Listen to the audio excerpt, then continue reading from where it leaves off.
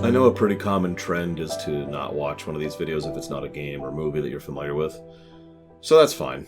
I don't expect many will be watching this, but this is still my job, so let's talk about Tiny and Big. I forget the subtitle. This started out as a tech demo, which was fleshed out into a full game, which makes sense because this is a tech demo. Let's start with the good. The game actually does a lot right when it comes to its core mechanic. You've got physicsy objects and a physics engine. You can cut some objects at the angle you're staring at it at. So even if it's like this super long thing, if you cut it along here, it cuts the whole thing along that angle. You can grapple onto things to pull. You can put a rocket on things to push, and you yourself can move them around. That's it. That's the core mechanics. Okay, that's a pretty good start. The intro is actually quite good. The intro does a lot to give you what is effectively a sandbox. It's like, here, there's your destination, but here's all sorts of ways to get to it. And that's good. It is, in fact, probably the best stage in the game.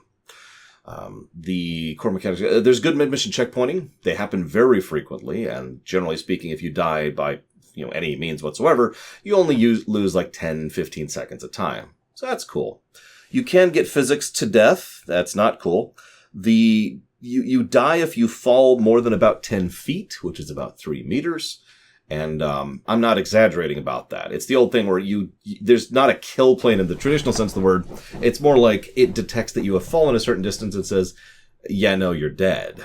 And then you just reload. I ended up committing suicide several times. Got to get that daily mandated YouTube suicide in order to try and get to a point where I could actually progress because I screwed up a puzzle or accidentally lobbed something over the cliff because the physics are very, very bouncy. That's the good. How many of you have played Portal? Right, nobody's watching this. I will presume that in the fictional universe there are people who have played Portal, and especially Portal 2, but Portal 1 is really more important. Because you know what Portal 1 is? It's a video game. See, here's the sorry, this game kind of broke my brain a little bit. Oh my god. Because it's aggressively unfunny. It does a lot of things wrong. And I'm going to go through those in as careful and as concrete and cohesive as a manner as I can, while wanting to go the entire time. Let me just get one more out for my system there. Cool. The reason Portal worked was because they had their gimmick. Portals. Orange portal, blue portal, momentum carries through. There you go. There's your gimmick. There's your core mechanic. Cool. Mechanic. That's cool, but that would get boring in probably about 10 minutes. What you need to do is you need to design everything else around that. I know that's something that just keeps coming up lately, but game systems that work with each other, that complement each other, that's what makes good game design. You could have the most interesting gimmick in the world, or the most interesting system or mechanic in the world, but if the other systems and other aspects of the game don't support it, don't work with it, don't augment it, don't enhance it, then all you have is a neat gimmick amidst an otherwise unremarkable and uninteresting game. And hey, here we are. And that's the problem. The core gimmick is awesome in this game, as I already mentioned. And the one level that really takes advantage of it, the intro, is very good. After that, we get some very generic puzzle platformer sections, which no real thought was put into using that. I mean, yes, you have to knock down a thing to make a ramp, but no effort or thought is put into how you can use this gimmick, what different ways you can implement it. If this sounds odd, please try to remember that one of the things that game design has been doing since the early NES era, since the early 80s, has been trying to say, okay, here's what you can do, and here's how we're going to use different ways that works to mix it up, to give you different, unique stuff that you can do with that. Now, I'm admittedly too right now to really think of anything, so forgive me for not coming up with any alternate ideas. But the point is the game has none. There's no level design. And that's a problem. Because it means I was bored of a 2-hour game 1 hour into it. Because I'd done the gimmick. One of the things that a friend of mine and I had a big... He is actually a game developer. He's worked on games before. I obviously have never done that. I've just been analyzing games for the better part of 3 decades. But he has actually worked on games. He and I had a big conversation about what we both call concept games. which is this. A concept game is, oh, this would be neat. And it doesn't necessarily have to be a gameplay thing. It could just be like a pseudo-narrative thing. Like, how about a game? We actually mentioned one on camera. I'll go ahead and mention that one. How about a game where you have a mechanic where you can reach out and feel, the last few moments. Oh, God, I just realized I'm describing Return of the Obra Dinn. Reach out and feel the last few moments of someone's life. Like you have like a detector for who died in an area, and you go like, bzz. Now we were envisioning this as like a 2D thing, and you're moving on like a pseudo globe, and you'd go around the world and just try to find different areas. And and the thing is, okay, that's a neat concept, but that's like a 10-minute thing. It's a flash cartoon. However, you can play with that. One of the ideas that we were coming up with, so we came up with a bunch. I mentioned this on stream. Some of this is going to be streamers too. What if you're just sailing over the ocean and all of a sudden it just starts going like someone died right here, and it's like, oh God, what is that? Or imagine you're at like a school and it goes off, and it's like, oh my! And before you even see it, it's okay. Or maybe you're walking through an area and it starts going off a lot. Like maybe you're going through a butcher's shop and it starts going, and it's like, oh God, is this the animals? Can it detect animals? And so forth and so on. You get the general concept. So you play with it, but it's still a concept game. It's just, this would be a neat idea. And you kind of throw it together and you have a little game, right? Now, to be clear, there's nothing wrong with that. Concept games serve a very good purpose in game design and should exist. If nothing else, games like these do help people to get new ideas or get new concepts out there. Or honestly, just cut their teeth on game design to get used to putting together an engine and graphics and physics and bug testing and QA and all that fun stuff. So there's good purpose behind these kind of concept games. But I don't think this is a particularly good concept game.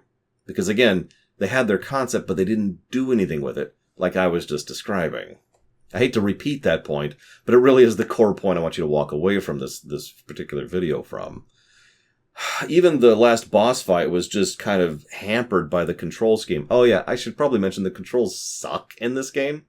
In addition to being too floaty and not having all those little extra things that platforming games usually do to make the platforming fun and interesting and flow properly, there was one other really, really bad thing that kept happening. So I don't know if I'm able to describe this properly. So imagine for a moment that this pen is the direction you're going in. And the camera is facing this way, at me, right? So you hit forward and you go forward to the camera 8 times out of 10. But the other 2 times, the other 20% of the time, you go like this. And so you're going like this while the camera is at this angle. I actually died several times to that because it was so disorienting. And there's no real indicator of it doing that. It just periodically decides, oh no, you're going over that way now. So that's fun. So the controls sucked, and the last boss sucked, and the last dungeon is actually terrible. So I want you to imagine that you're in a near pitch black dungeon, which has a render radius of, not joking, about 10 feet. And you're trying to navigate this. I was actually lost several times in there because I would jump around and be like, and there was no new platform in visual range. So I'd backtrack and kind of go slowly, like, okay, trying to find the one bit of outcropping that would poke out of the fog so I could actually see what I was doing. And that's in addition to the fact that the whole dungeon was basically just chop, fall, chop, fall, chop, fall, die to random cracks and physics things that you can't see. It wasn't very fun. And that's the game as a nutshell. Oh, but I haven't even talked about the story yet. Because there is a story. Let's talk about humor construction. Something I've studied several times in the past and have made an effort to try and stay up on in terms of analysis and design is humor. Now, humor is one of those things. It's up there with food and sex.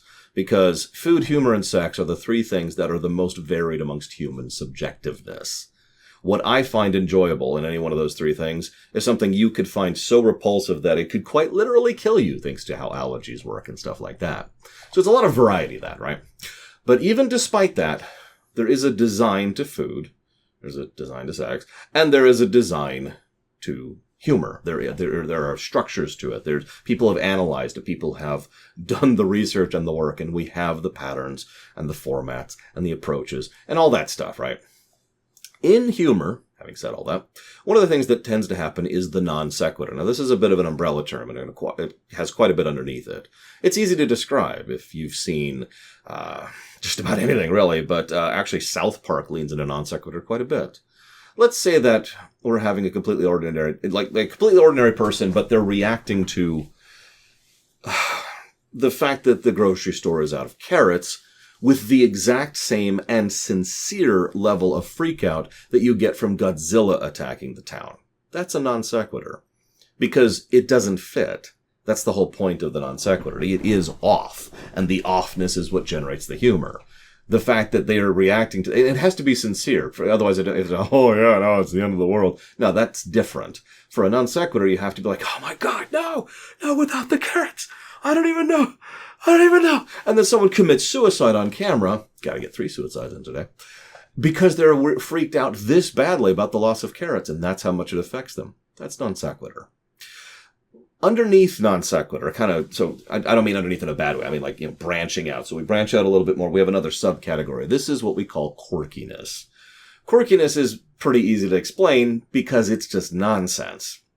The thing is, quirkiness, zaniness, nonsense, whatever you want to call it, there's still a style, approach, and design to it. It's about trying to establish a kind of to it, while still actually being within the realm of at least self-consistency, right?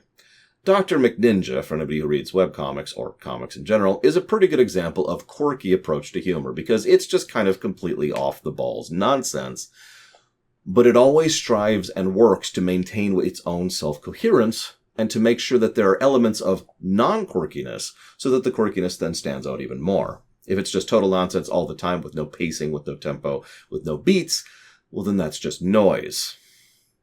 And that brings me to this game. The plot of this game, I am not making this up, is that our grandfather left his 2 grandchildren, us and our brother, Tiny and Big, his underwear. If you wear the underwear on your head, you gain godlike powers. Back in the ancient days, there was an ancient race of people who wore the underwear on their head and killed thousands. And now our brother is taking it and he wants to rule and enslave the world. We stop him, and then the groundhogs get it. Wah, wah, the end. Now, the way I told that probably makes that sound funnier than it actually is. That's another thing that actually kind of falls into the non sequitur thing, too. Anybody who's seen Naked Gun knows this. Oh, no, I can't think of his name. He needs to be mentioned because he's awesome.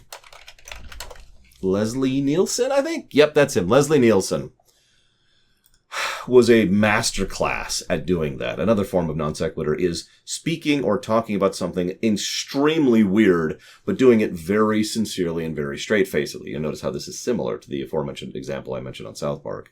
So, yes, I'm afraid I'm going to have to need this and this and that under these circumstances. This is also the kind of thing you see where you see a very, very uptight British kind of person saying something crude. That's a similar type of thing. But in this game, all it is noise. All they do is approach it as if it's wacky and zany, and then it's wacky and zany, and then it's wacky and zany. There's no breather, there's no pause, there's no jokes, there's no tempo, there's no internal consistency. It doesn't do anything with it. Now, whether you find this funny or not is up to you. See the aforementioned comment about humor. But I do think even from an objective perspective, a writing perspective, an analysis perspective, and a discussive perspective, what we have here is a badly constructed joke that just keeps hitting the exact same button over and over and over. So, this game got a net negative score on the golden number. And I wanted to discuss the whys and the wherefores of that. Lack of conjoining systems and lack of design to narrative structure, as well as the construction of the joke and the pacing and presentation thereof, because I feel like there is a legitimate value in covering games like these. Most people seem to have gotten this by now. Some people are like, why would you want to review Ride to Hell Retribution? Because there is a value in reviewing, discussing, and analyzing bad games, or games that didn't succeed, or games that tried something. And these are not mutually exclusive categories.